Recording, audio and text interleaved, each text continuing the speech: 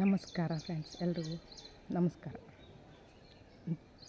ಇವತ್ತಿನ ಟಾಪಿಕ್ ನಾ ಏನು ಹೇಳಬೇಕಪ್ಪ ಅಂತ ಮಾಡೇನಂದ್ರೆ, ಲೈಫ್ ಪಾರ್ಟ್ನರ್ನ ಯಾವ ರೀತಿ ಅಂತ ಆರಿಸ್ಕೋಬೇಕಪ್ಪ ಅಂತಂದ್ರೆ, ಯಾಕೆ ಹೇಳಕತ್ತೀನಂದ್ರೆ ಈ ಮಾತು ಎಲ್ಲ ಹೆಣ್ಮಕ್ಳಿಗೂ ಗಂಡು ಮಕ್ಳಿಗೂ ಕೂಡ ಬರ್ತೈತಿ, ಇಲ್ಲ ಅನ್ನಂಗಿಲ್ಲ.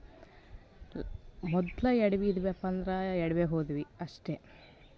ಅದ್ರ ಲೈಫ್ ಪಾರ್ಟ್ನರ್ ಕಟ್ಕೊಂಡ್ಮೇಲೆ ಅವ್ರನ್ನ ತಿದ್ದೋ ಸಾಹಸ ಇರ್ತದಲ್ಲ, ಅಷ್ಟಿಷ್ಟಂತೂ ಇರೋಂಗಿಲ್ಲ. ಎಲ್ಲ ಥರನೂ ಅವು ತಿದ್ದಬೇಕಂತಂದು ಭಾಳ ಮಾಡಿದ್ರೂ ಅವರು ತಿದ್ಕೊಳ್ಳೋಂಗಿಲ್ಲ.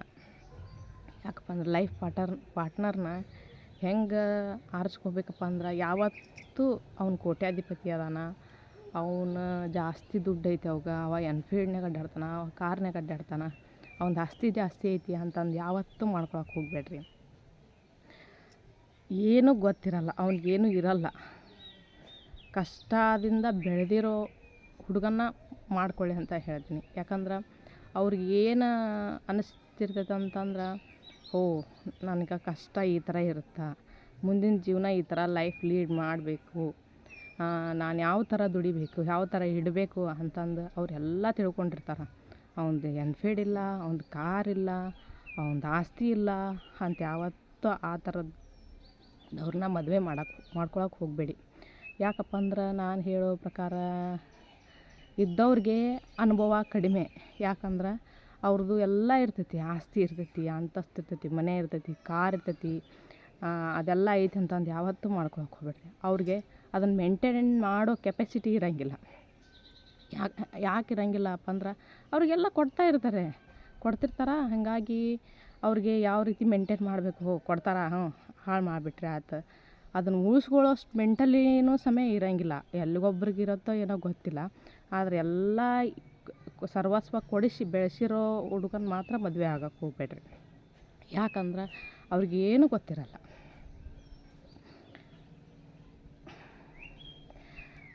ಅದ್ರ ಸಂಬಂಧ ಆ ಥರ ಇಲ್ಲ. ಚಿಕ್ಕ ವಯಸ್ಸಲ್ಲಿದ್ದೇನೆ ಇಲ್ಲ, ನಮ್ಮದೇನೂ ಇಲ್ಲ, ನಮ್ದು ಓದಬೇಕು, ನಾನು ಗಳಿಸ್ಬೇಕು. 1 ಎಕರೆ ಹೊಲ ಇದ್ರೂ ಅವನು ಅದರಲ್ಲಿ ಉತ್ಪನ್ನ ತೆಗ್ಯಾಕೆ ಭಾಳ ಆಸೆ ಪಡ್ತಾನೆ. ಇಲ್ಲ ಅನ್ನಂಗಿಲ್ಲ. ಆದ್ರೆ 1 ಎಕರೆಯಿಂದ 10 ಎಕರೆ ಮಾಡ್ಕೊಳಕ್ಕೆ ಹೋಗ್ತಾನೆ. 10 ಕೂರ್ಗಿ ಇದ್ರೂ ಅದನ್ನು ಕಳ್ಕೊತ ಹೋಗ್ತಾನೆ. ಯಾಕಂದ್ರೆ ಮೆಂಟಾಲಿಟಿ ಎಲ್ಲ ಕೊಡಿಸ್ಬಿಟ್ಟಿರ್ತೀವಿ. ಅದನ್ನ ಹೆಂಗೆ ಮೇಂಟೈನ್ ಮಾಡಬೇಕು, ಹೆಂಗೆ ಇಡಬೇಕು, ಹೆಂಗೆ ಉಳಿಸ್ಕೋಬೇಕು ಅನ್ನೋದು ಮೆಂಟಾಲಿಟಿ ಇರೋಂಗಿಲ್ಲ ಅವ್ರಿಗೆ. ಹಾಗಾಗಿ ದಯವಿಟ್ಟು ಯಾರು ಆಸ್ತಿ ಇದ್ದವ್ರನ್ನ ಮಾಡ್ಕೋಬೇಕು, ನಮ್ಮ ಕಾರ್ ಇದ್ದವ್ರು ಮಾಡ್ಕೋಬೇಕು ಅಂತಂದು ಯಾರೂ ಕಾಣೋಕ್ಕೆ ಹೋಗ್ಬೇಡ್ರಿ. ತಂದೆ ತಾಯಿ ಚಲೋ ಮಂತಾನ ನೋಡಿ ಕೊಡ್ತೇವೆ ಅಂತ ಅಂತಿರ್ತಾರೆ. ಒಳಗಿಂದ ಯಾರಿಗೂ ಗೊತ್ತಿರಲ್ಲ. ಅದಕ್ಕಾಗಿ ಎಂಥ ವ್ಯಕ್ತಿ ಆದ್ರೂ ಒಂದು ಹೆಣ್ಣಿಗೆ ಯಾವುದಾದ್ರೂ ಆಸೆ ಇದ್ದೇ ಇರ್ತೈತಿ. ಆ ಆಸೆ ಬಲೆ ಕೊಟ್ಟು ಏನು ಹಾಳು ಮಾಡೋಕ್ಕೂ ಆಗಂಗಿಲ್ಲ. ಯಾಕ್ರಿ ನಾವು ನಮ್ಮ ಆಸೆಗಳನ್ನು ಅವ್ರಿಗೆಲ್ಲ ಬಲಿ ಕೊಡ್ಬೇಕು? ಹೌದಿಲ್ಲ? ಅದ್ರ ಸಂಬಂಧ ನಿಮ್ಗೆ ಒಳ್ಳೆ ಪಾರ್ಟ್ನರ್ ಹುಡ್ಕೋಬೇಕಂತ ಅಂದ್ಕೊಂಡ್ರಿ ಅಂತಪ್ಪ ಅಂದ್ರೆ, ಆಸ್ತಿ ಇದ್ದವನು, ಅಂತಸ್ತಿದ್ದವನು, ಕಾರ್ ಇದ್ದವನು, ಬೈಕ್ ಇದ್ದವನು ಮಾಡ್ಕೊಳಕ್ಕೆ ಹೋಗ್ಬೇಡ್ರಿ. ಅವನಿಗೆ ಅನುಭವ ಇರಲ್ಲ. ಕಷ್ಟದಿಂದ ಬೆಳೆದವ್ರಿಗೆ ಎಲ್ಲ ಥರ ಅನುಭವನೂ ಇರುತ್ತೆ. ಹಾಗಾಗಿ ಅವ್ರಿಗೆ ಗಳಿಸ್ಬೇಕು, ಮಾಡಬೇಕು. ಆಮೇಲೆ ನಿಮ್ಗೆ ಗಳಿಸ್ಕೋಬೋದು ನೀವು. ಅವನು ಶೇವಿಂಗ್ ಮಾಡೋಕೆ ಇದನ್ನು ಮಾಡ್ತಾನೆ. ನಾನು ನೆಕ್ಸ್ಟ್ ನಮ್ಮ ಹೆಂಡತಿ ಬಂದಳು, ನಾನು ಅವಳಿಗೆ ಖುಷಿಯಾಗಿ ಇಟ್ಕೋಬೇಕಲ್ಲ ಅಂತಂದು ಅವ್ರಿಗೂ ಇರ್ತೈತಿ, ಇಲ್ಲ ಅನ್ನಂಗಿಲ್ಲ. ಆಮೇಲೆ ಅವನು ಗಳಿಸ್ಕೋಂತ ಹೋಗ್ತಾನೆ. ಇದ್ದವ್ರಿಗೆ ಕೊಟ್ರೆ ಅಂದ್ರೆ ಏನಾಯ್ತು, ಅವನಿಗೆ ನಾವು ತಂದು ಹಾಕೋದು, ಎಲ್ಲಿ ಏನು ಮಾಡೋದು, ಯಾವ ರೀತಿ ಇಡೋದು, ಯಾವ ರೀತಿ ಮೇಂಟೈನ್ ಮಾಡೋದು, ಎಲ್ಲಿ ಏನು ಮಾಡೋದು ಅಂತ ಗೊತ್ತಿರಲ್ಲ. ಯಾಕಂದ್ರೆ ಎಲ್ಲ ರೀತಿಯೂ ಸಂಪತ್ತು ಬೆಳೆದು ಬಂದುಬಿಟ್ಟಿರ್ತಾನೆ. ನಾವು ಮೇಂಟೈನ್ ಮಾಡೋದು ಗೊತ್ತಿರಲ್ಲ ಅವ್ರಿಗೆ. ಅಂಥ ಪಾರ್ಟ್ನರ್ನ ಮಾತ್ರ ಯಾವತ್ತೂ ಆರಿಸ್ಕೊಳಕ್ಕೆ ಹೋಗಬೇಡ್ರಿ ಅಂತ ಹೇಳ್ತೀನಿ ನಾನು.